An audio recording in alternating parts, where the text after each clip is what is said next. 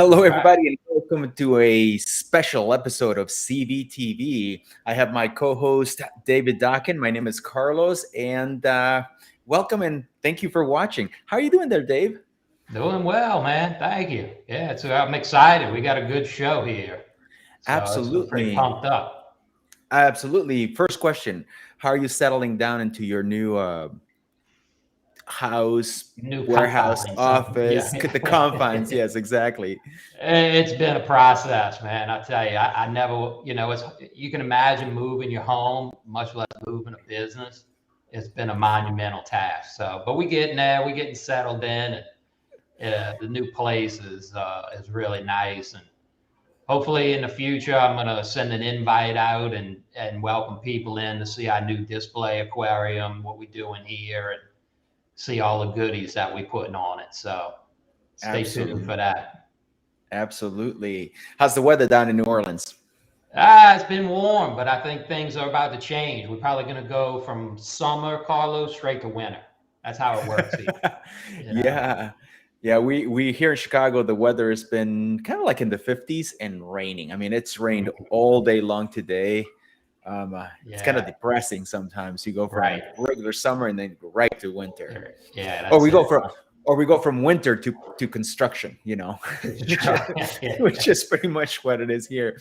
So Right. thank you everybody for watching. I want to say hello to Robert Cray. I want to say hello to Battle OCR. Reefer Babes is here too. Reef Keeper, producer Reef, David Paulson's right here. So I want to say thank you everybody for joining us. We have a very special show today, and it's not a workshop. It's actually kind of like a special edition of CVtv, where Yeah. we have one of our manufacturers here, our partners, coming in and telling us, revealing us some really good information and a new product, I guess, right? Yeah.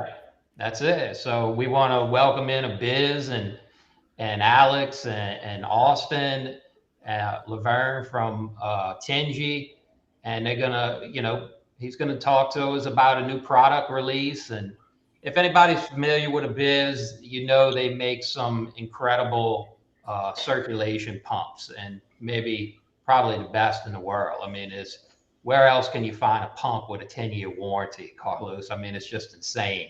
Um, I've personally run these pumps for a long time.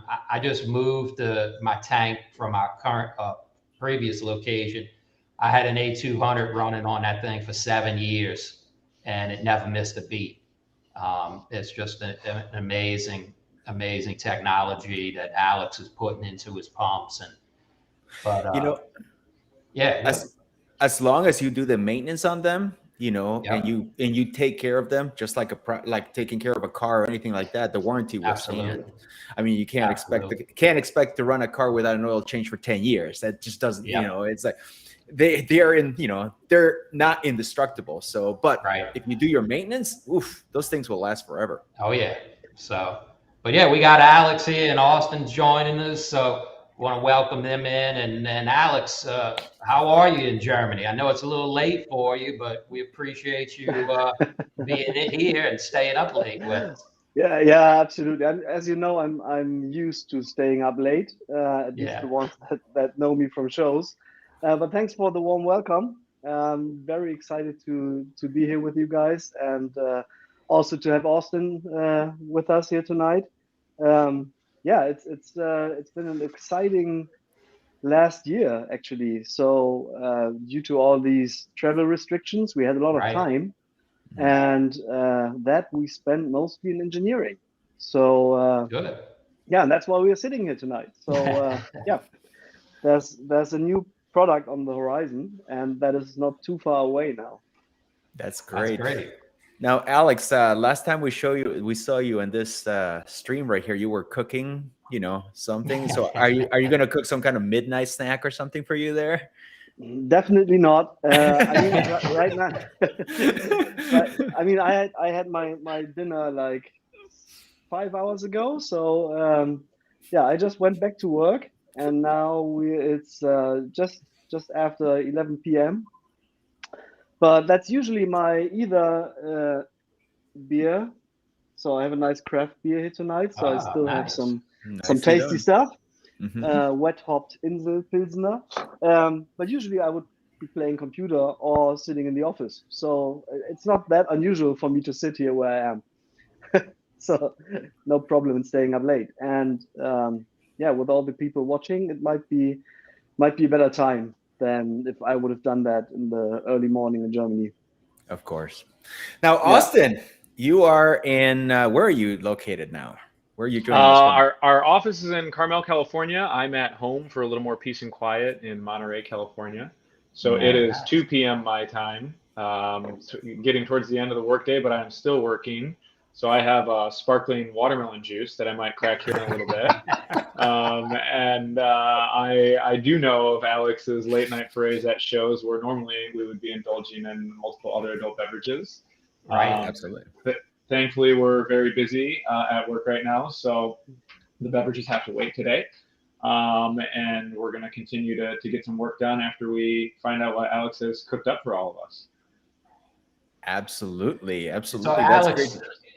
Alex, you know, Abyzz is not unfamiliar with flow. If not everyone's familiar, but you have these really big AFC flow cannons. And maybe they would have saw Zad Magna a few years ago, and it's these, you know, really humongous these flow pumps in public aquariums, and so that was like the Les Carlos. So this thing is really a beast, I call it. So I'm telling you, I felt like Dr. Strangelove right there. You know. Yeah, it's just it looks like as if you could burn away alien spaceships with it. Yes. Yes. There's a picture of Chris Conti, you know, there also, which is a great shot, and he's got there you go. That's it. He's you know, you got to move out of the way because that thing is gonna blow you up. Yeah, that's the kind of pump you don't have to worry about pinning fish to the wall. You pin divers to the wall with those. Yeah, that's true. And those have been very successful in the past year. So actually, when we came out with that AFC 400, and that's already a couple of years ago, we're thinking about, you know, either we're going to build a smaller one, either we're going to build a bigger one, and all the customers actually requested larger pumps, as most of the customers at that time were public aquariums. You know, it couldn't be big enough actually for the tanks. I mean, all the large public aquariums, they're trying to overbid each other in size and dimensions like crazy. I mean, if you look at tanks like Georgia, the new one in Dubai Mall, they are all super large, and at the same time, energy costs are going up like crazy. I mean, you know, the US is already complaining about gas prices now, and we can only laugh as it's still a quarter of the gas prices here. So you know, but people feel that the energy is going to be more expensive. So to get current and water movement into those large facilities for an affordable amount of energy cost, that's the big issue. And you can only do that when you have large flow cannons. And that was like, you know, the reason why we did that big one, the AFC 1200. And this year we've been selling quite a few of them. As you know, larger pumps, mostly closed loop pumps, are being shut off. You know, burning 1,500 kilowatts per day, and then it's, you know, you can just put in a smaller one. Return of invest usually below a year, with a 10-year warranty. That's a no-brainer. So usually every curator would go, okay, so that's how we can actually improve the water quality while reducing our cost, and that's, you know, always a good selling point. Oh yeah. Yeah, and yeah, now. But you look at public aquariums, and you look at this, a lot of well, in public aquariums, the bulk of their exhibits are in this you know, 1,000 maybe to 2,500 gallon range when you go into them. And to me, I really just see a void in the market for those applications. We actually sell the multiple of the gyre pumps to many of these public aquariums, many people can't see it, but if you look from the top, they're littered with these little pumps so they can try and generate some kind of flow in these aquariums. So it's been a challenge for them. And there's a lot of hobbyists out there that with larger aquariums that are facing a dilemma of how to generate enough flow in their aquariums. So yeah, there's not that many professional products that have that industrial touch to it. Like there's a lot of flow pumps, and there are some larger flow pumps as well that you could use. But then, as you said, you have to use multiple of them, which in the public aquarium, and Austin will know that hiding the stuff that the visitor is not supposed to see, that can be a challenge, especially if you have more than one side for the viewer's angle. So yeah, that's definitely a gap. And in those tanks, I mean, we've sold some of the AFC 400s in those size tanks as well. They are then running only at maybe 30%, 40%, still creating a great flow, but you still have to hide that flow cannon, and that's definitely not easy. Yeah. That's excellent. So before we move on, guys, and here, I want to make sure that we say hello to everybody that's joining us, because the conversation is not just between the four of us. The conversation is between, everybody in the world. So I want to say hello to Greg Carroll and everybody already. Greg Carroll's already telling everybody to please hit the subscribe button. He said there's 80% of the people here that haven't subscribed. So please, just so we don't have to listen to Greg, hit the subscribe button. Hit the subscribe button, and you'll be notified right away when you have a show. Also, we have this amazing CoralView Facebook group. It's called CoralView Cares. And there, it's pretty much any question you have about the aquarium hobby, regardless of where you purchase the equipment, or if you have a question about a fish, you have a question about Abyzz, anything like that. Most likely there's a community here that has had the product or experience with the fish before, and they're willing to share it. So please be sure to join the group and be part of the community. The social media over the last few months over the last few years, it's been kind of like getting a negative rap. So let's go ahead and start using social media for something good instead of something bad. Everybody's welcome. Yep. Unless you're a bully. If you're a bully, don't come. Don't. We'll kick you right away. We'll kick you out right away. So anyway, so please subscribe. So Austin, tell us about your job. What is it that you do? I know we all know about Alex here. We've heard plenty of Alex, but yeah, Alex, you can take a break and drink. Okay. Now, Austin, what is it that you do? I mean, some of us are, in the chat are like, who's Austin? Tell us about it. Sure. So I work for a firm in Central California called Tenji. We design and install generally public aquariums and science centers. We also have a fairly big following in certain hobby sectors. We do residential and commercial builds as well. We are a little bit more behind the scenes than some of your other installers. We kind of like it that way. We certainly do not want a TV show. We remain busy with the design and install alone. But we are big supporters of the Abyzz company. Prior to knowing Alex, I was a big supporter personally, and then after knowing Alex, I'm an even bigger supporter. He's become an actual personal friend of mine. And then I've been dealing with, he was even invited to my wedding. It didn't work out due to the pandemic, but he's a proper personal friend of mine. But business first. And then you guys at CoralView have been phenomenal supporting my efforts prior to joining Tenji when I ran my own company. And then I brought my buying power, if you will, to Tenji and said, hey, we're going to use these guys for X, Y, and Z. And of course, you carry the Abyzz line. So we're really proud and happy to still be working with you guys.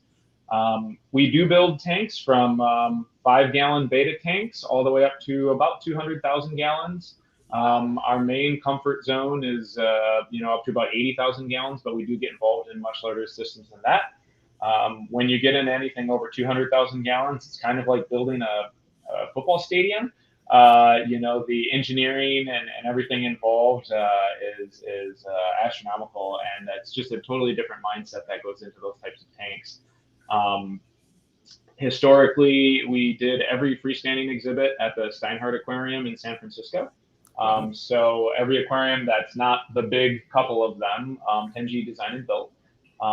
We've done work in lots of other major public aquariums, such as Georgia, the New England Aquarium on the East Coast. We are located right next to Monterey Bay Aquarium. The company was born out of Monterey Aquarium in 2001. 3 curators branched off from their positions there and said, hey, we love this curatorial stuff, but what we really love is designing and building tanks, which I think any one of us as hobbyists can probably understand, as that to me was always one of the most fun parts. And don't get me wrong, I love running the aquariums. I really love working with the animals. But I'm one of those types that as soon as I'm done building my own system, I'm like, what's next? Yeah. So I kind of found my little niche that allows me to do that for a living, and then hopefully keep helping the clients long term and making sure that they have thriving exhibits. Due to my position and staying really busy, I do not have a personal aquarium right now, which is kind of a shame to admit, but I'm asked about it a lot. I do have a small water feature in the front yard that we built for our dogs. And it is nice because it just runs on a timer that goes on and off, pretty minimal maintenance. We have a public showroom in Carmel, California that anyone is welcome to come into. We have 5 exhibits in there currently right now in a full quarantine facility in the back that we utilize to quarantine animals for our local clients. We kind of have 3 arms. We have a design arm, a build arm, and then the local maintenance arm. And everybody stays super busy, and we're all just really, really passionate fish nerds at the end of the day. Is there a website, Instagram, or something account that we can share that people can check out your work? I mean, the absolutely. Because I mean, I see the chat right now. Everybody's like, "Let's see the big tanks. Let's see the big tanks." Yeah. So thanks for pointing that out, Carlos. My marketing coworker would kill me if I hadn't said anything. The website is tenji.com. That's TENJI. And then our Instagram handle is @Tenji Inc. Again, TENJI. Tenji is a Japanese word that was chosen by one of the original owners that deals with, it's my understanding, it's kind of the meaning of bringing a project to fruition that involves water. So oftentimes it was utilized in little water features and whatnot. And we used to do quite a bit of work over in Japan. We've done some jellyfish tanks right when jellyfish tanks were kind of becoming cool. So that was the early 2000s when we did some of those. And we did on the website, you can see we did a jellyfish hallway in South Korea. So you actually walk down a hallway underneath jellyfish tanks arches. If I ever become a multimillionaire building fish tanks, I would like a jellyfish hallway. That would be cool. That is cool. Yeah, that would be very cool. Yeah, totally. So we're here at CVtv, and we're having a special edition of the CVtv show today with Abyzz and Austin from Tenji. If you like the show, if you like what you're listening, please hit the subscribe button. I know Garrett Carroll again is telling us to hit the subscribe button. I think we have 10 more to go to 50%. I sound like some kind of PBS, show or something like that. But anyway, so please hit the subscribe button. Also, if you like what you're listening to and you want to continue the conversation, we can continue it over at Core of You Cares. It's a Facebook group where you can ask questions about anything you have in the reef hobby. It doesn't matter who you bought it from. Somebody there is going to know the answer. And we love the sharing part of Facebook part. So Alex, it's on you, man. You're not ready yet? Not yet. Okay, so let's talk about the main thing about, we've been talking about this great thing, but it's like flow. Yeah. Flow. Yeah. Flow. What's so important about flow? I mean, Austin, in your experience, what's the big deal about flow? Do you think it's more important than lights? Is it more important than the chemicals you put in the water? What do you think it is? I mean, Alex, tell me your feedback. Well, I mean, in my personal opinion, I would say flow is a lot more important than light. But I mean, I do have lights on the tank as well, and they are quite important.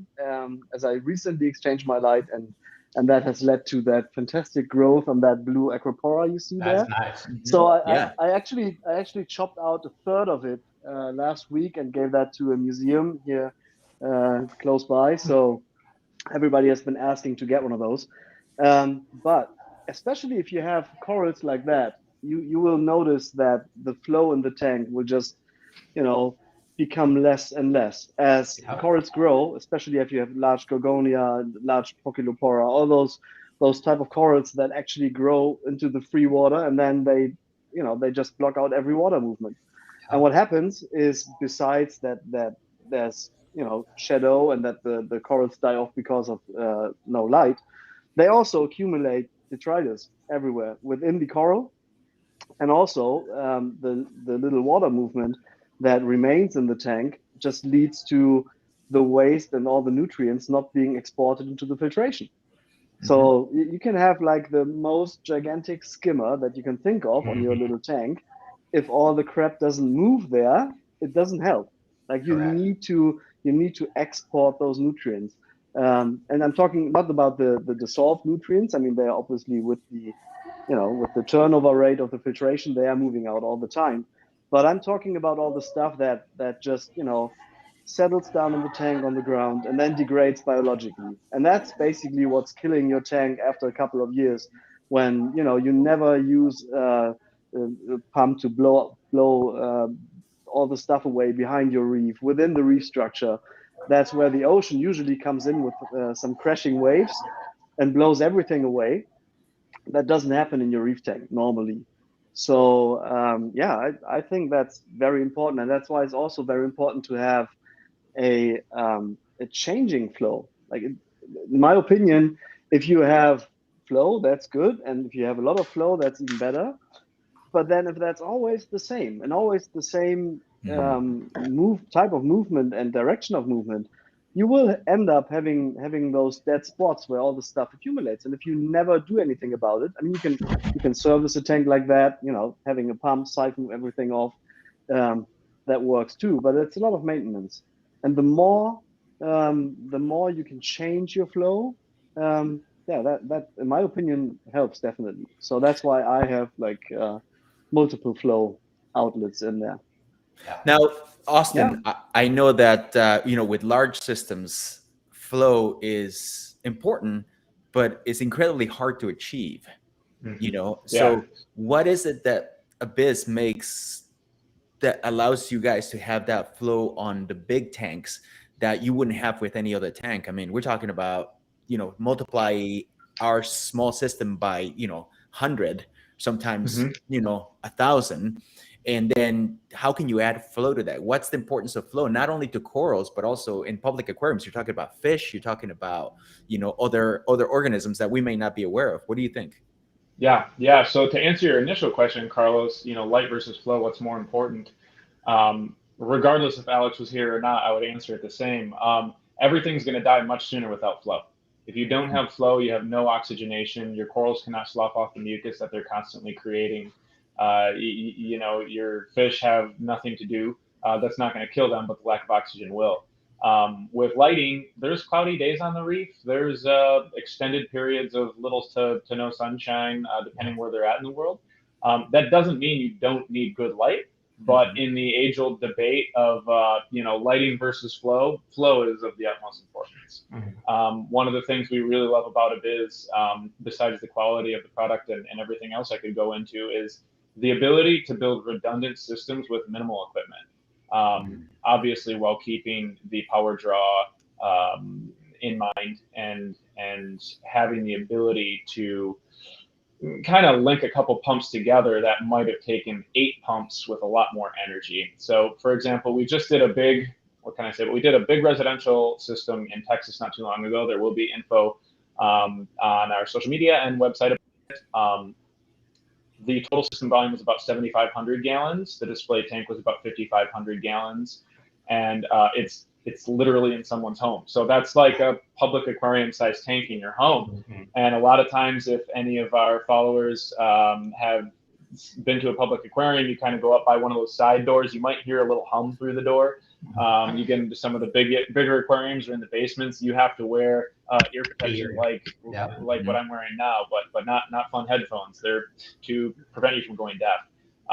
And so when we're doing a tank like that in someone's home, it has to be quiet, because actually the display tank, which is on the other side of the life support room, doubles as a movie theater. So we had to run the pumps were right up against that wall. The pipe went into the wall and into the ceiling over the movie theater. Sound is pretty important.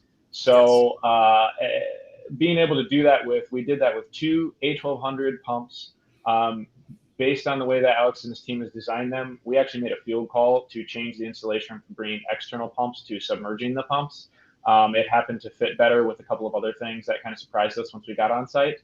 And so not only could we shift mid install to something else with the same pumps, we put those in. There was 0 vibration going through the sump. You kind of have to know where to look in the sump to know that they're on. Which is pretty amazing for a pump moving that much water. Right. So, then we still have the redundancy in there of having 2 pumps, but we're keeping wattage. I believe the math that I showed the client at one time was your second option is going to consume upwards of 8 times more power. And, he's in Texas. Power consumption was not on the top of his mind, admittedly, when we first started talking to him.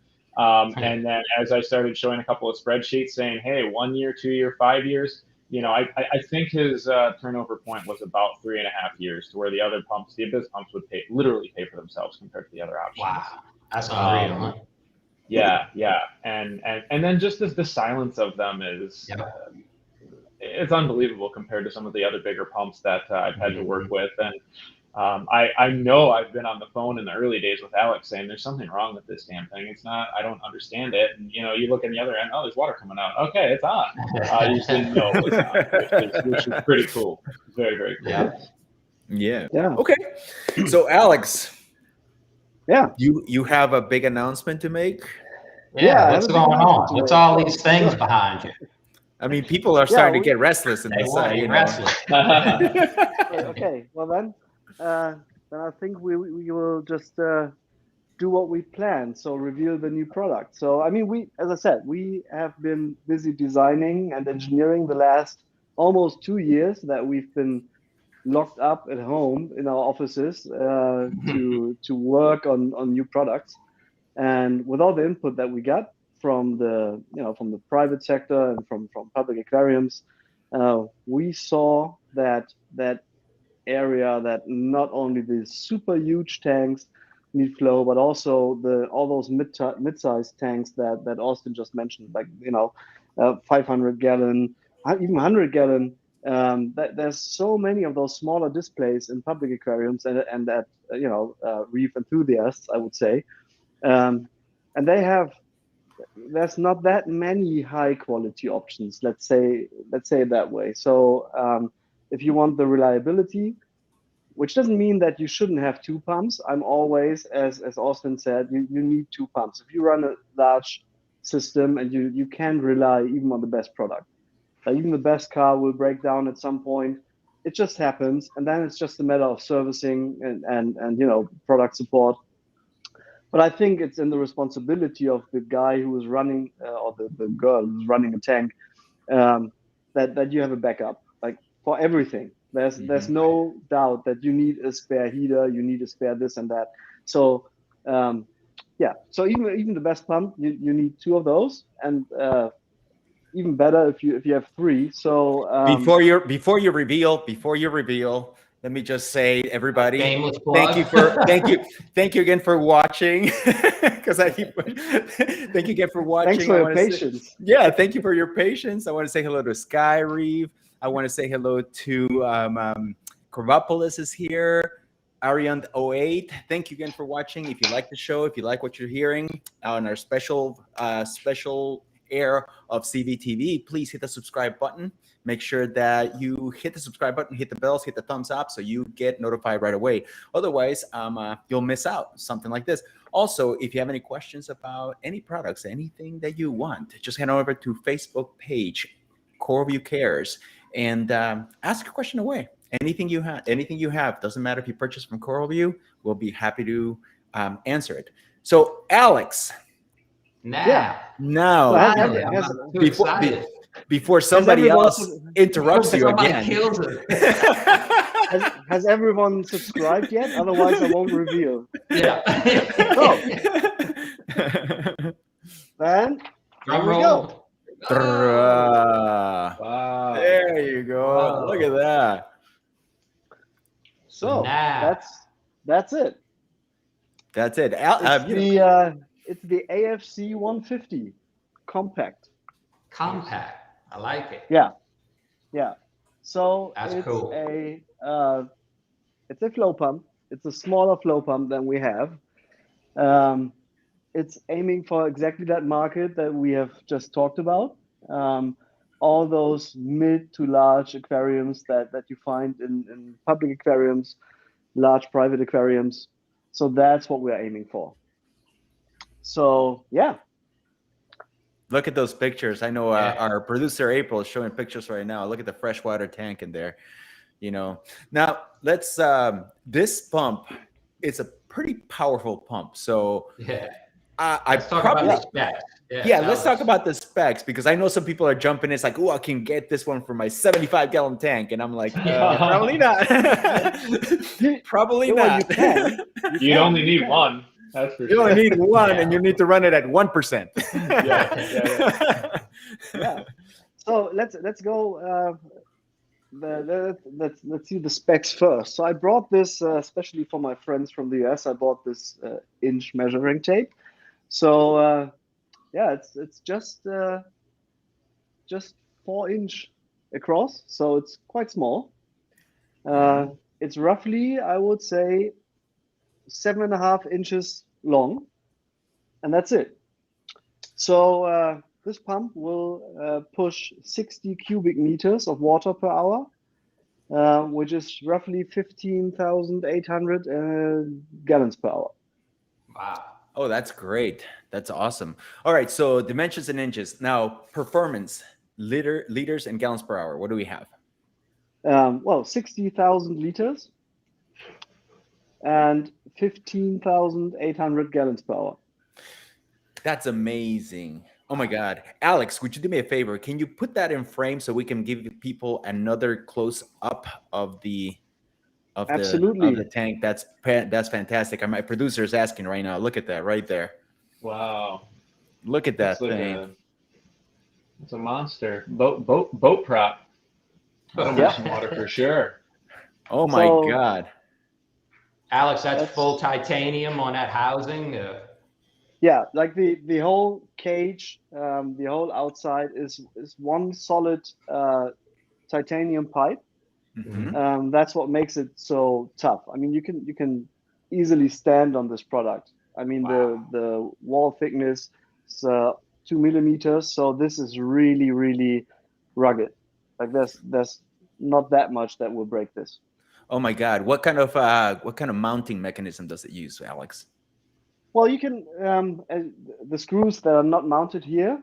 Mm-hmm. There's 6 screws around those, so there's mounting options available for a side mount or mounting that on a flat surface. Basically, just a mounting bracket out of titanium, which you can just screw onto whatever you would like to screw it on in your tank, and then you just mount those screws again, and that will sit super tight.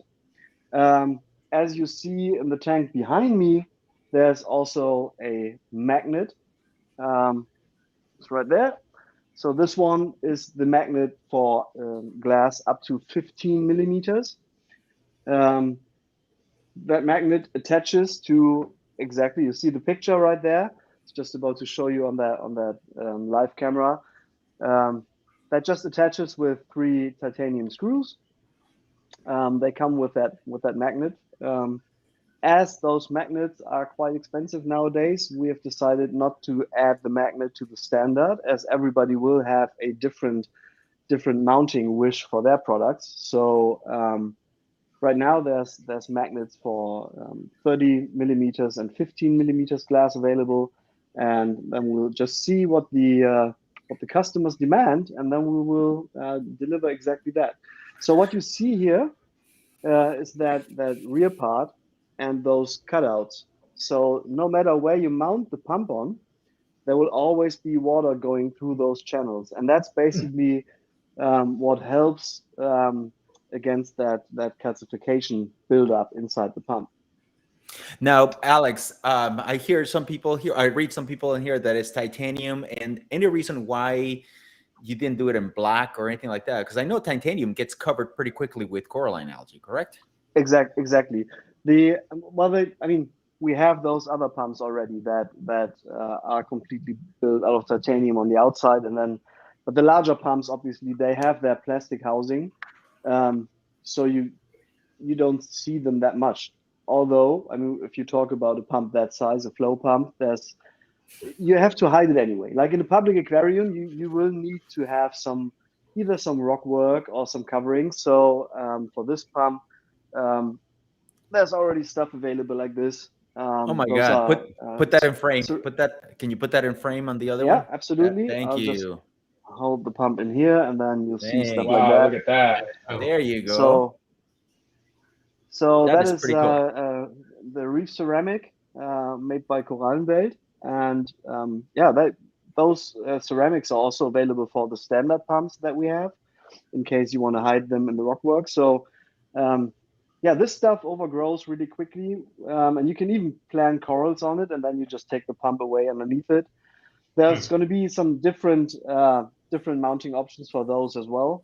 So yeah, I mean, obviously you need to hide the stuff, but if you have this titanium, this is overgrowing very fast with coralline algae. And if you put that in the tank and it's not right in front of your glass, like I have it here, obviously for show reasons. But if I would hide that behind the tank, after a month or two, you don't even see the pump anymore, because it's just going to be covered in purple algae. So that's not really the issue. And except for taking away bigger obstacles like leaves or whatever, if you run it in a freshwater tank, you don't have to decalcify this part. I mean, you can just take it apart like this. Oh, can you show that again? Because we missed that. We missed that part. Can you show it again, please? Sorry. Absolutely. So this is where you loosen those 6 screws around it. Mm-hmm. Those are also titanium screws. And then you just pull that away. And that's it. Wow. There's the motor and housing. This part is just the rectifier on the end. So that will create that laminar flow. And that's basically the part that you don't need to clean. So you just take that away. And then you only have that one running in a bucket at 1% or whatever in our pump cleaner, for example. And then it will just take care of itself. That is cool. Now, let me ask you a question here. And this probably applies to the hobbyists out there probably asking the question is, how long is that orange cable? I mean, is it a standard Abyzz cable, pretty long? That is a standard cable coming in 3 meters. So that's actually 11 feet, 10 feet, 11 feet. Okay. Mm-hmm. So that's 3 meters. And now one of the biggest things on this pump is actually that it's running on 12 volts. So there is, it's called the SELV voltage. So that can actually run in the water in your bathtub, and nothing will happen with that. So that's a safety insulation power supply inside the driver. So everything beginning on this cord, on the plug of the pump, from here, you'll only have 12 volts. So you can cut the cable and lick on it. There's nothing. I wouldn't do that, where for liability reasons, but still that is like the idea behind it. So the whole extension cables are possible, Alex. They will have extension cables for a longer length. Well, I know someone will hit me. It's not planned yet. The problem, honestly, is when running those powerful pumps at 12 volts, you need a very high current. Mm-hmm. And if you want to have, you see that on the pump that is actually in my tank, the cable is a little bit bigger. compared to that one. So I can hold that next to it. So this is the size that all our pumps have, and that pretty much fits to the product.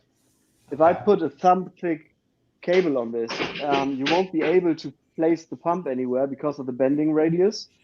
Doesn't make any sense. Like, I would say maybe if the demand is big enough, obviously we will try to help every customer and come up with a cable. But the question is how big we can actually make the cable to fit it in to have not those high losses. You're talking about line loss. You're talking about a voltage drop over long range, Yes, right? over long. Yes, exactly. yes. Exactly. Yeah, that's what. As soon as you the big said, issue. as soon as you said 12 volts, I was like, okay, the cable can only be so long. Right. Exactly. I get that. So, I get that. Yeah. I mean, So maybe I love that somebody. safety aspect. What? I love the safety aspect of that too. Yeah, Yes. me too. That's pretty Yeah. That's a amazing. big selling point. Some of these That's other the- I mean, pumps. I've seen a lot of touch pools, for example. That's like one of those primary things where you have animals in public aquariums and everybody's grabbing inside the tank, and that's always a safety issue. Anything that a visitor can touch, you have to have extra precautions for not electrocuting your customers. Yeah. So that, I think, is a very, very big point in that. So yeah. What about the controller? What is it using as? What does it use as a controller, Alex? The driver is our IPU driver. So since the IPU driver is the one that we came out 2 years ago, that's basically the one that we're designing all new products. So there won't be a IP30 driver available for this. Also, because of that safety aspect, I mean, it would make no sense to have a very safe pump and then have a very unsafe driver that gets a little drip of moisture and then would lead to a problem. So this is the IPU driver. What's new on those actually is that you have a programming feature that you can have the pump turning backwards. So for all those flow pumps, and that software will roll out on all the AFC models that we have right now, you can use the boost mode that we have in there, which overrides your standard program. For example, if you're creating a wave every 2 or 3 seconds, pump is moving, let's say, between 5% and 50% to create a nice wave. Now, in a larger tank, you might have the issue that the grid strainer will be covered with lamellaria or whatever is in your tank. And then you can tell the pump with the boost mode to turn counterclockwise every 2 hours for 10 seconds with a very slow slew rate. So it will just blow everything off. Mm-hmm. And as we discussed today, we might be offering an intake strainer for the outlet as well. Mm-hmm. Just have to think of how we can do that without restricting the flow too much. But that you can actually do. The second thing is you can adjust the dynamic of the Abyzz pumps now. So whenever you create a wave, right now there's just a small wave running in the tank from 5 to 20%. But that wave is achieved as fast as the pump basically can change its value.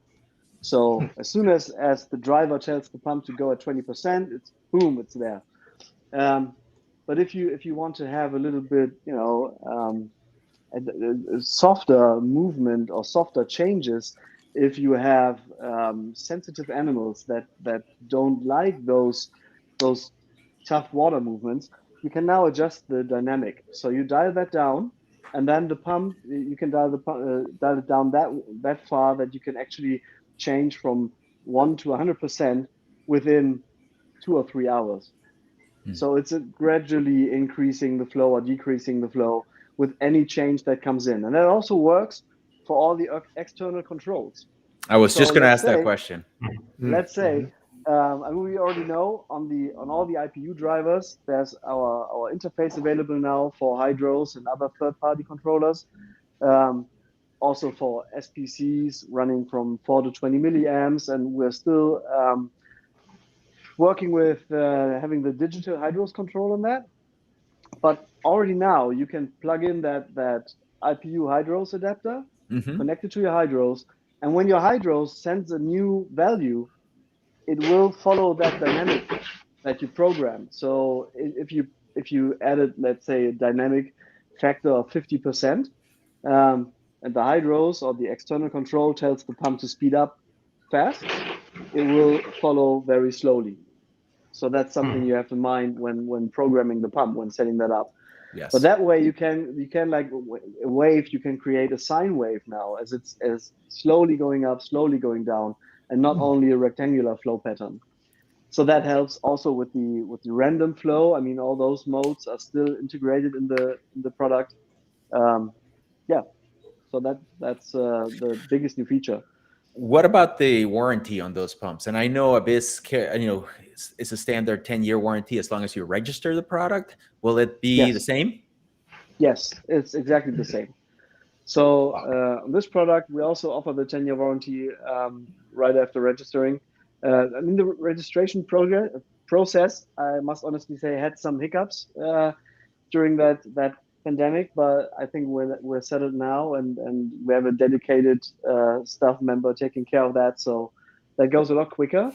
But as soon as people send in their proof of purchase, like a receipt or an invoice with the registration document, they get their warranty certificate, and it's also saved on our database, and then they're covered. That's fantastic. That's a great looking pump. Austin, you've been awfully quiet there. What do you think of the pump? I'm taking it all in, man. This thing's incredible. One of the first things that hit me, I keep staring behind Alex there, is how slim the magnet mount is. I know the pump has some length to it, but it's moving, what do we say, like 16,000 gallons per hour roughly. That's a heck of a lot of water for that size pump, and then the magnet mount is just so streamlined. I kind of expected it to be another big bulky object coming off the back of it, and I mean, it looks like a coaster. That's incredible, Alex. So really excited to see that. Yeah, I mean, any pump this size, to the viewers out there, you know, the way that Alex has it mounted there is obviously for this discussion. Unless you're a total aquarium nerd, most of the time you're not going to want that stuff mounted. I bring that up because we did mount an AFC 400 in the front corner of a display tank like that because someone wanted to look at it. And I was just like, all right. He described it as kind of popping the hood of his car. He's like, I want to see what's going on in there. Fair. Alex, what happened? Alex, what happened to your corals running that pump in there? Did you have any issues? I mean, I had like when I tried it the first time inside my reef tank. I mean, I had one running just to test the materials and stuff, but that was just going in the corner and just running and doing a little bit. But when playing around with it for that live stream tonight, there used to be, I don't know whether you can still see that. There used to be a coral there. you see, I just 2 days ago, I got some frags from a friend, so that's why there's a lot of frags put down here and some new ones glued in. But on this side, there was like a coral with a Pochilopora with one of the remaining pieces is right there. That's like 1 out of 30. So that coral was like that size of a child's head sitting right there. And I switched on the pump, and then, as you do, right? Yeah, let's see how far I can go until the water spills on the other side. So before the water spilled, the coral fell down, and as Pochilopora is, it just fell on the ground, and it was immediately like crashed into X pieces. Wow. So I'm just waiting for that milker to fall down. By the way, as it's there's no structure underneath it. So next week, I'm going to work a little bit on the tank and put the milker a little bit in the back, chop it a little bit down, so that I have to do some pruning on those corals. Now I got the new ones that came in, but that's actually what can happen. So you have those large corals; they put in a lot of resistance against flow, and if the flow hits that coral directly, I mean, if I would place the pump right into the line of the coral, that would be blown off super easy, like that. No doubt. Like we have tested the on this pump and on the AFC 400 for the for those public aquariums rock work, and they wanted to create a rock that they can actually place into the tank, just put it on the bottom without mounting it or bolting it to the floor. So they wanted to know how much weight they have to put into that plastic rock, so it won't fly around like a submarine on drugs. like a chicken without a head, just gonna. So we tested that on the AFC 400, and we're talking about a force that you need of 330 newtons, which results into adding almost 70 kilograms, 140 pounds of concrete into that plastic rock. Wow. So for this one, it was just 30 kilograms, 60 pounds. So if you want to move, if we want to place that on the bottom of the aquarium without anything on it, it's pushing away 30 kilograms. And that's what, I mean, obviously the same force applies to those corals if they are hit by that stream. I mean, we're talking about the momentum and the shear force that the pump is putting out to the back. Same thing is coming out in the front. I mean, with obviously there's losses on the way to the coral, but you have to be careful. But I can show you what it's doing. So right now, as I said, it's just creating a very tiny wave. Let's just change that wave program real quick. So we mentioned earlier that it's quite complicated on other systems to change change your programming. So here we are in the overview. I'm trying to hold that in the way I can't put it on the other camera, but overview, press M. Now you see the wave mode. Press start stop, confirm wave. Minimum value is 1.3%. Now the maximum value is right there, 20%. Minimum time 1.5 seconds and maximum time 0.76 seconds. So that's the wave as it is right now. If I want to change it, I can just go in live as it's running right now. Go into wave again, minimum 1.3, maximum, and we turn it up. And you'll see on the top of the tank, we're now at 40%, and you can already see a wave that is created right here. Right there. You can see you can see the gorgonians in the back. Whatever you have in the back is like you can see it sideways already. Yeah. So so that's how easy you can change that. And now if you want to save that, you just press start stop, and that's basically it. To show you the effect when turning on the pump, turning that a little bit down again, just so I don't mess up my whole program here. Going to permanent. So now I stop the pump, and now it's at 60%. 60%, and I just watch the water line right there. I switch it on. Oh yeah. And you see that wave going in, and you see the gorgonia in the back going on the other side immediately. So that is a lot. And now I can stop the pump. I can go to 70%. If the coral falls off, I have to work tomorrow on that. So press start again. And now the wave is just a little bit bigger. Right. So yeah, it's very, very easy to program those. Yeah. So switching back to wave mode, very quick. Done. Now let's running on wave.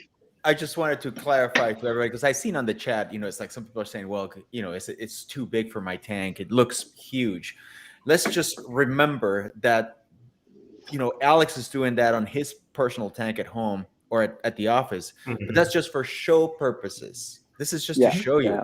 These pumps they're not designed to be used on a nano tank, like somebody said. They're not designed to be used in a 200-gallon tank. I don't think they even designed to be used in a 500-gallon tank. I mean, this is for you could probably I think you're getting into that brown, that gray area. You're getting into that gray area, but again, it's just that we don't want to, as Alex and everybody here at Corey, especially me, thinking customer support is, it's like if you put this tank, if you put a pump like that on a 200-gallon tank, on a 100 or 75-gallon tank, it's going to blow the things. And not only that, when you're putting 60 pounds or 30 pounds of pressure, some of those tanks, the seams can't handle that.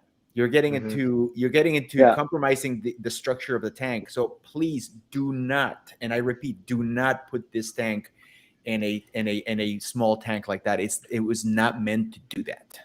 Yeah, well, I have to say I will do that, but I will place it behind the reef. So in my tank, behind that large coral, you have roughly 8 inches to the glass. And on my new system that I'm planning right now, which is going to be 3 meters, so 10 feet long, I will place them exactly like that. So I will place them behind the reef structure where you can't see them, but I can still have an easy maintenance. So that's a very important thing, by the way. The outside of the magnet is also waterproof. So you can even mount that into your overflow.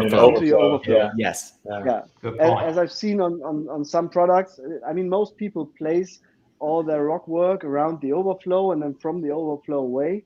And why not use that overflow glass right there? And you can grab in and you can put your magnet inside. So that's why we designed that in a way that it can also be submerged as well. But that's where the pump goes. And then I can have that pump running. And when it comes to power comparison, just to give you an idea of what it's doing, 70 is a little bit too much now for me. My sand is already blowing away, turning down faster. So we're running at 45% now, 45%. And it'll show you the wattage right here. So I mean, look at the tank. That's definitely too much. 22 watts. We're running that with 20. So unbelievable. That is literally nothing. So 22 watts, its maximum power is 150 watts. So if you put that to 100%, you can, I mean, that's then definitely for larger tanks. But you see, running that on 45% permanently will just result in me having sand only on one side. And probably the corals will just have no tissue because it will be blown off. So if you dial that down, and that's what you would do in a tank like this, you would program the pump to something around 25% maybe, so a quarter of its maximum speed, and then maybe you would add a boost mode every so and so often to go to that 45% to just blow everything, away and into the water, and then the filtration can pick it up. If you run it at 25%, I'll show the power in a second. You're actually running at 9 watts. 9. That's incredible. That's what it's about. Yeah. Like it can run the reef tank like that very easy. And if you have the larger flow pumps, I mean, there are some flow pumps on the market, but if you compare those, what they can do with only 22 watts, it's just not that much. I mean, this pump, because the size is a little bit bigger, and because we use more prop blades, as you can see in that second camera here, those add to the efficiency of the pump. So that really makes the difference in noise, in running speed, and that's where we are able to work with that superb energy efficiency. Same thing with the noise. I mean, that thing up to 60%, you have to put your ear on the glass to hear anything. And that's for a tank that size. I mean, definitely too big. I understand that, and I can understand the concerns of the viewers there and the comments. But as Carlos already said, this is not to be placed right in front of you. My personal opinion, I don't want to see any pump placed right in front of my point of view. So I would try to hide everything, and that's why my tank is running with a closed loop pump with another 8200 that is draining from behind the rock work and then blowing in right through the channel here. Is that my mic that is making that noise? No, huh? Yeah, so that's as I said, mounted somewhere behind the reef structure. Here, it would be very easy to mount that behind the reef. You would have the same flow capability of the whole system without seeing the pump. And of course, it's not made for a tank where you have like 2 pieces of rocks and you can't hide a pump that size. I mean, you have to have a tank where you actually need that amount of flow, or at least half of what it does, right? Yeah, yeah. One of the things I'm really liking about this, Alex, is I'm thinking about all the applications we can use it in. Carlos mentioned earlier how we kind of look at installing pumps in bigger tanks, and of course we're looking at the numbers, the flow rates, obviously the energy consumption at the end of the day, but we see so many tanks, or I should say institutions and other installers perhaps sometimes trying to put 4 pumps on each side or in the corners, and let's shoot a pump at every single coral in the tank. What we wind up doing when we do that is the flow comes from either side, kind of cancels each other's out. It'll obviously hit a coral and kind of hit itself and then spin up and create some turbulence. But on a reef, there's a definite motion to the ocean, if you will. It's not completely chaotic. The current kind of comes in a particular direction, but as it comes in, it tends to go back and forth a little bit. So we have this laminar flow with perhaps you could say a bit of random flow in between, but it still has one direction that it's going. So as opposed to using, in a 600-800,000 gallon tank, I'd put that in a 500-gallon tank in a heartbeat for what it's worth, as long as it was structurally sound. You could put that in the back corner of the tank, hide it with a rock, hide it behind the rock work, and you're one and done if you want to be. You could put in 2 for redundancy, but I would consider the supply pump or return pump as your redundancy on it already. You have 1 pump in there with a 10-year warranty, and you could literally pin your clownfish to the glass with it. Like that sounds like outside of pinning clownfish to the glass, it sounds like a good route to me. And talk about easy maintenance, pull that apart and soak the internal prop, and then you're back off and running in no time. That's amazing. Yeah, that's also one big thing. Like if you hide, as you said, if people hide like 4 or 6 flow pumps in their systems, when I think of that maintenance that I did on my tanks that I had through the years, all those different type of power head pumps and all that stuff, you come home and 2 out of 5 are not working because something's stuck in there. Then every now and then you need to decalcify that. And then you always have to maintain multiple pumps, and that's just more work than maintaining 1 pump. So that's also, I think, a big difference in that. And as Austin said, if you run a proper turnover through your filtration, you already sort of have that backup. Like if the filtration pump is running at a proper rate, the tank won't die within 1 or 2 days, even 3 days. No question about that. It's the same with the light. You can have 2 or 3 days without light. The corals will be stressed, but they won't die right away. I mean, if your tank fails due to that, you have a different issue. Like then you really have other problems to take care of and to solve first. But yeah, that's when it comes to maintenance in aquariums, I mean, talking about public aquariums, it's just a cost factor, and just the staff shortage factor. As no public aquariums these days can afford having 10 extra people that just take care of pumps. So usually it's the aquarists that take care of the fish that, as a side job, have to keep everything running. Unless you have a super large public aquarium, they have their own technical stuff, but then still more staff, more time, more money. That's our running cost. For you on your private aquarium, you don't want to get home every 6 months and have to clean all your pumps. And if it's 10 pumps, it's 10 times the cleaning time. So and also the rate or the possibility of failure is much higher. If you have 10 pumps, one will fail faster than if you only have 1 pump running. So that's also another thing that you have to keep in mind when installing pumps like that. And with this, easily on a reef tank like we have with live corals, easily 1,000, 2,000 gallons you can run with that, and you will have absolutely sufficient flow, even more, depending on your setup. But it might not be exactly in the way that you want it. Like if you want the water going, one evening this direction, the other way, evening the other direction. Well, of course, then you need to change to 2 pumps or 3 pumps to make it more chaotic. But just in terms of sheer water movement inside a reef tank, that's, I mean, for large systems, super easy. So I have a question about the, just following the chat in here and kind of see it. I see some people asking about availability. I know that we're going to be having them ready in about probably later this fall. We start shipping next week. Cool. So sometime later this fall. We can't say, because I mean, with COVID and everything, even though you ship, that doesn't mean it's going to get here quickly.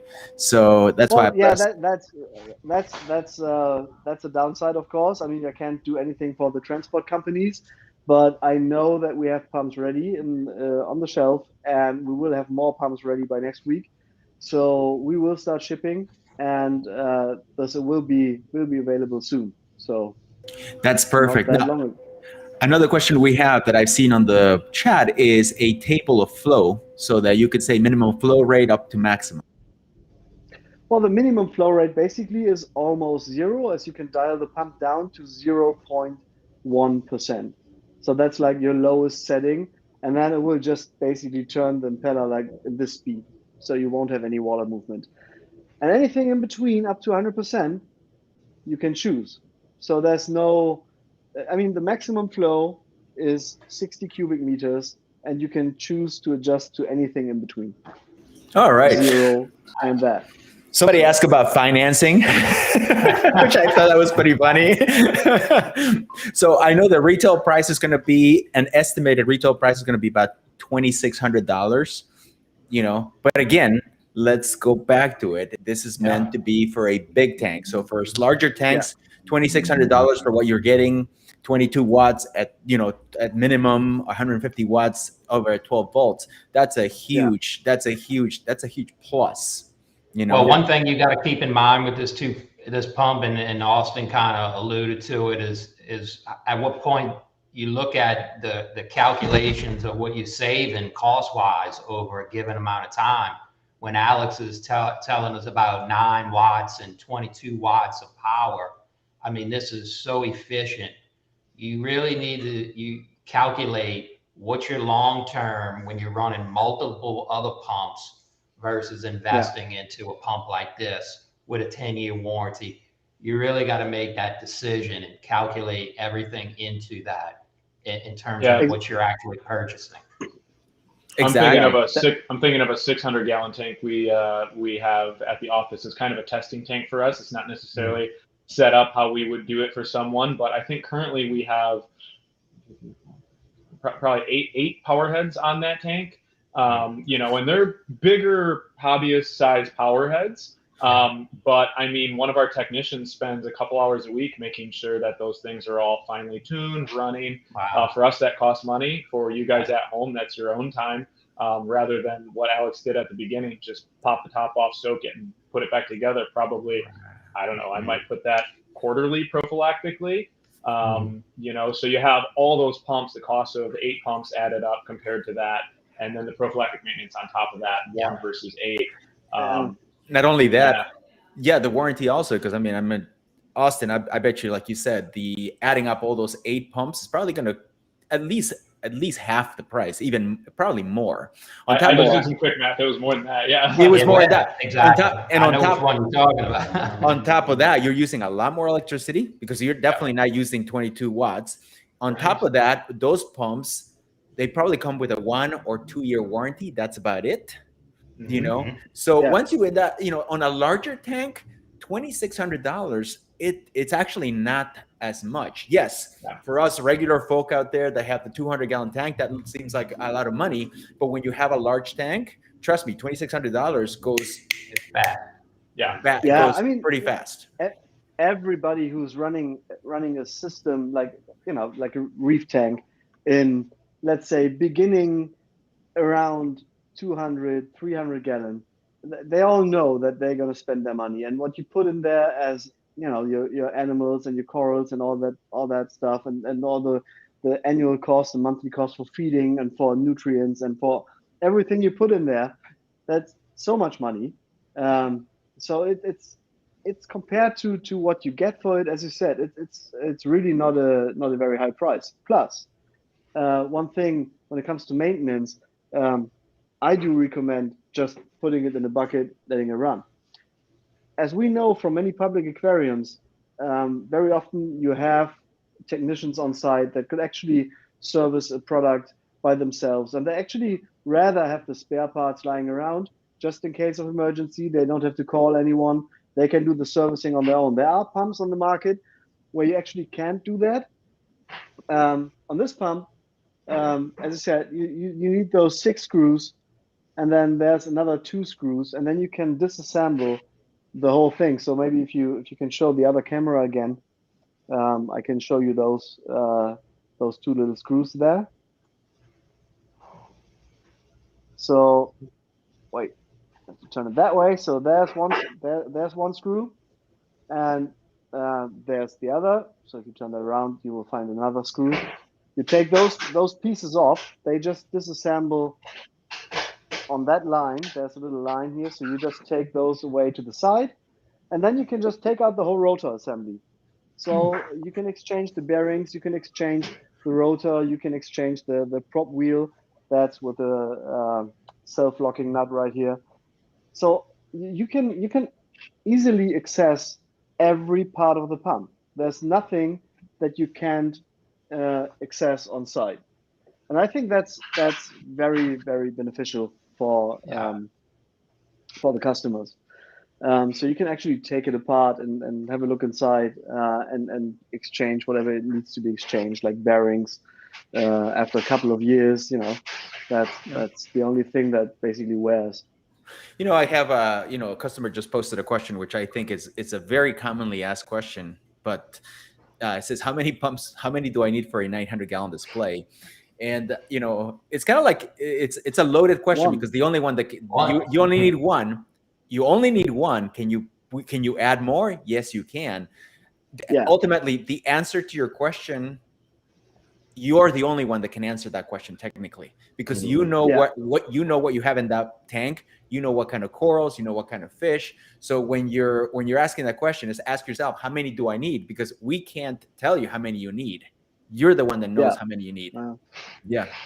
In general, as I said, for 900 gallon, I would say just by water movement, if we're talking about a rectangular tank, where the water can move freely, super easily, one will do plenty enough of flow in that tank, no question.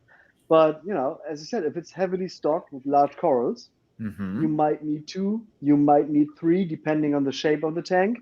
I mean, the worst tank that I've done personally and outfitted with AFC pumps was the Sea Life in Istanbul in Turkey, which is a strange and super stretched out installation. And we installed 17 of those large flow pumps just to create 3 vortexes exporting all the detritus from the system. So that's why we needed multiple pumps, just because you need to direct the water. So you have to choreograph that water movement.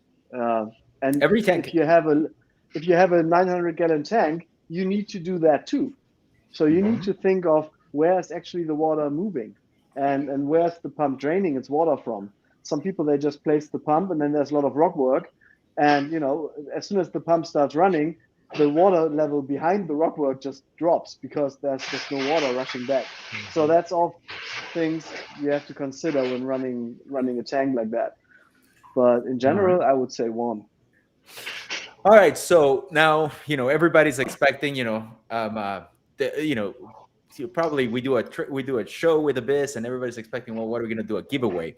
Technically, for this kind of tank and this kind of pump, we can't really do a giveaway. But what we are going to do is we're going to do something a little pretty cool, and it's going to be, we are going to choose a public aquarium, not here, but we're going to take submissions. We're going to take your opinion, your suggestions, and we're going to choose a public aquarium and then we're going to Yeah. donate one of those pumps to a public aquarium. Because obviously, you know, at the end of the day, you know, you win this pump and you only have a 50-gallon tank or a 100-gallon tank, it's not going to make much of a difference. You're kind of like, what am I going to do with this? So that Well, way, we want to do something too, Carlos. A lot of these Yeah. public aquariums have been struggling here in the country. Absolutely. They're trying to get back on their feet, and so you know, why not help them out and get them trying this new product? So Absolutely. That's kind of so we want to ask people, what's your favorite public aquarium out there? Or what's your Absolutely. favorite large exhibit? You know, let us know. We do business with all of them, and we'd love to be able to reach out to them and say you're a fan favorite, and we'd like to give this to you. So that's what we're thinking. All right. Do we get to vote too? Yeah, absolutely. Which one's your favorite, Austin? I can't comment on that in the live stream. No, this is super exciting though, Alex. Not only am I excited for you, I'm excited for CoralView to bring these in, and for Tenji to bring these in and install these for clients. It's I remember asking you at one point when I saw the AFC, when are we getting a mini one? And you looked at me like that was going to be the unicorn. Here we are. So I guess something good may have come out of some of this shutdown. Afforded you guys the time and ability to sit back and look at this. Man, it's super exciting. And that 600-gallon tank I mentioned that's in the office, I'm excited to pull all 8 of whatever the heck pumps we have in there and put one of these in there. That's for sure. Well, we will definitely sort that out, as I want to personally thank you for your time and you know, your effort you put in here. So absolutely. I'll make sure that you're going to get one for your testing tank as well, so you can play around with that.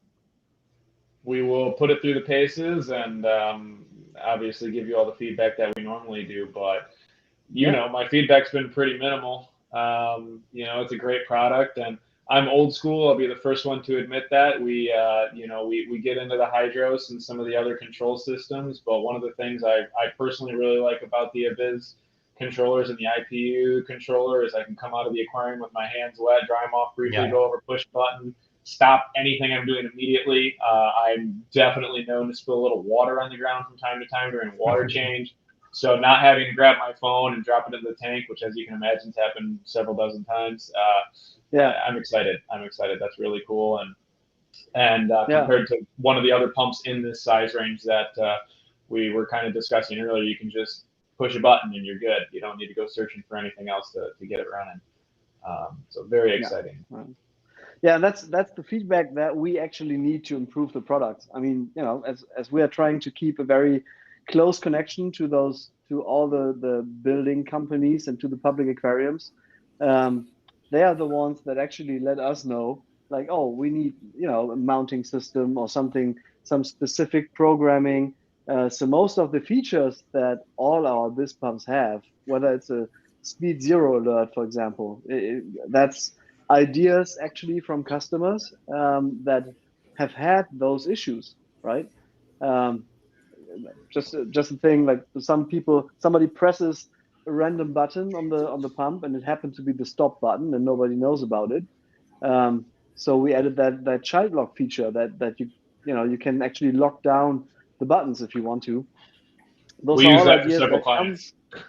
Yeah. I mean, that's exactly the feedback that comes in, and then it flows back into the product to just improve the product.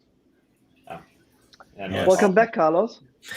I had to tether to my phone right now because my internet is down. God knows what's going on here. Yeah, exactly. But you know, it happens. That's the beauty of live TV. Yep. Yes, sir. Yeah. All right. So you can tell everything is live. Yeah. Yes.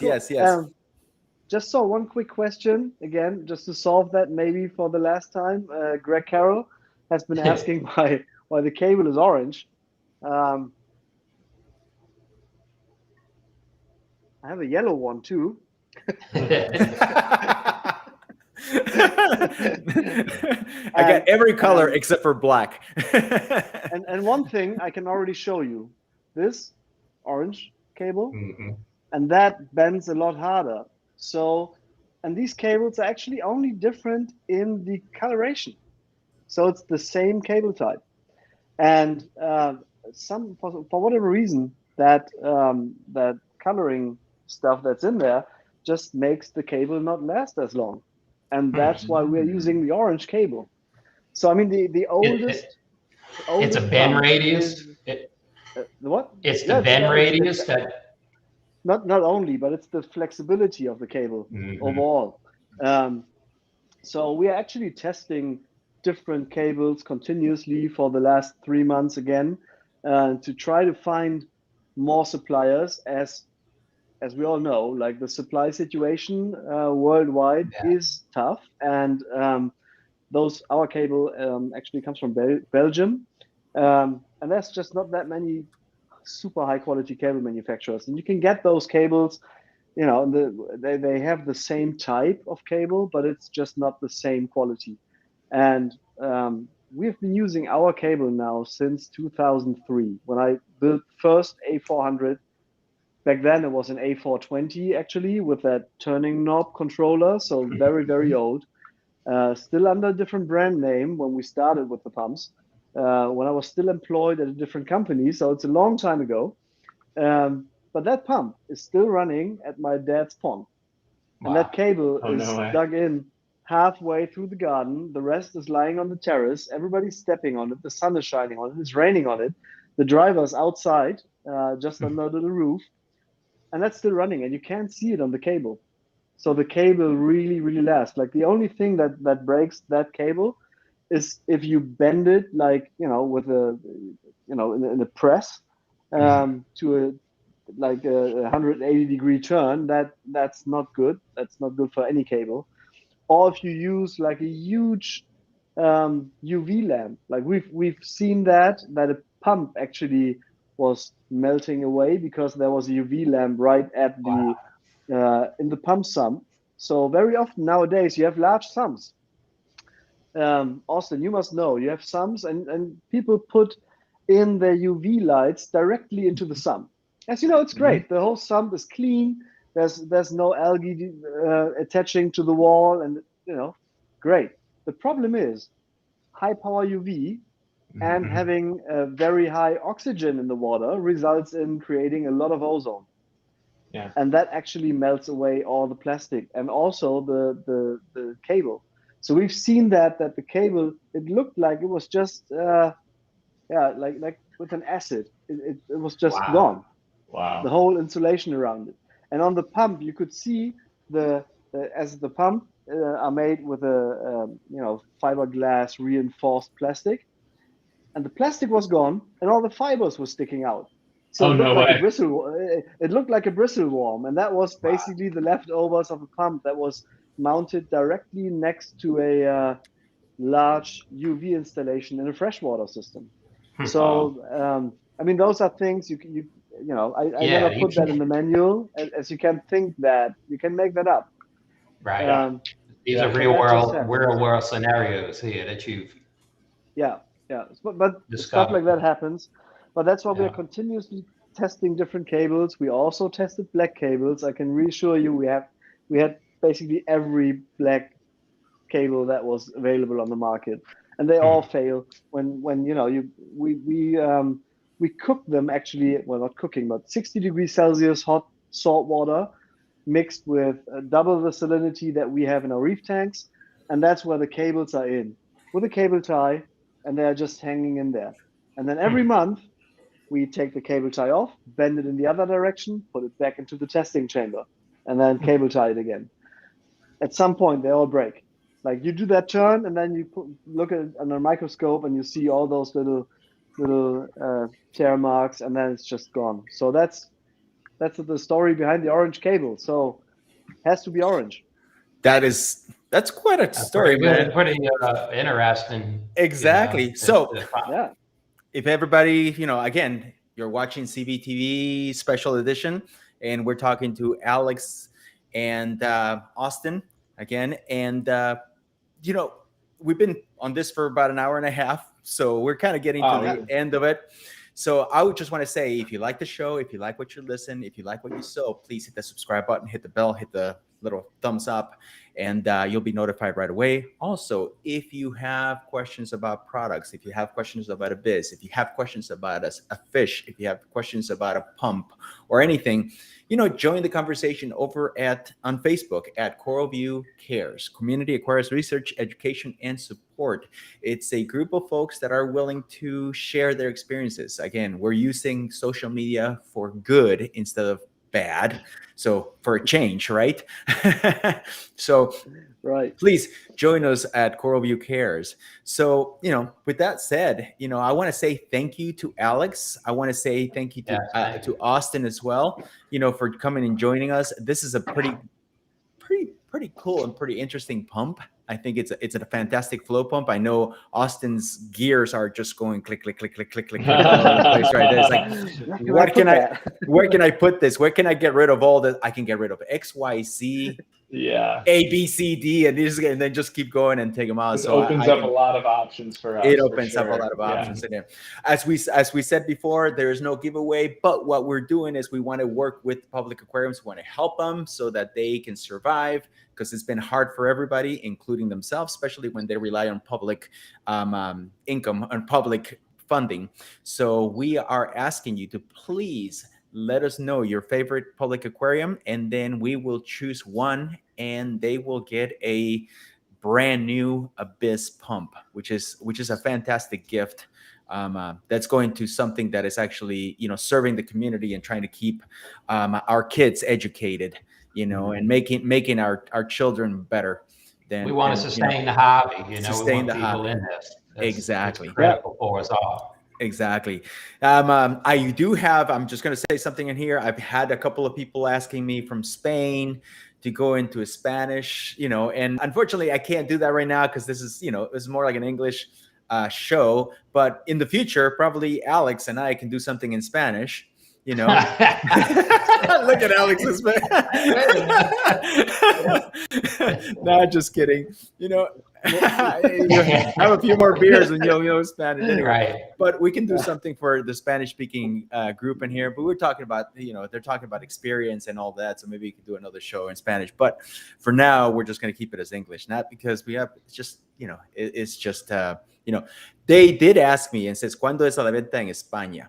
That means, when is it available in Spain? I think obviously Abyzz is a worldwide company, and you're going to start shipping all over the world, correct? So I'm going to say, contact your Abyzz distributor in your country, and then they will let you know when exactly. So le llame o mándele un correo electrónico al distribuidor de Abyzz en su territorio, y entonces ellos se van a comunicar con Alex, y Alex les puede dar el estimado de precio y también cuándo va a estar disponible para la compra. Okay, that was it right there. Thank you. All right. I want to say thank you to Alex. I want to say thank you to Austin. My name is Carlos from CVtv. Thank you for my co-host David. I want to say thank you to April, our producer, and also Jeremy for our graphics. And so we want to wish everybody a good night or a good morning. Good morning, Alex. Where you are. Well, it's rather still good night. Technically, it's good morning, but I'll be up a little bit longer. I'll have a second one of the beers and then go sleep. Have a good night, everybody. Thank you for watching. Thank you. Thanks so much. Thank you for the great show. Bye. Take care. Bye-bye. Yeah. You too.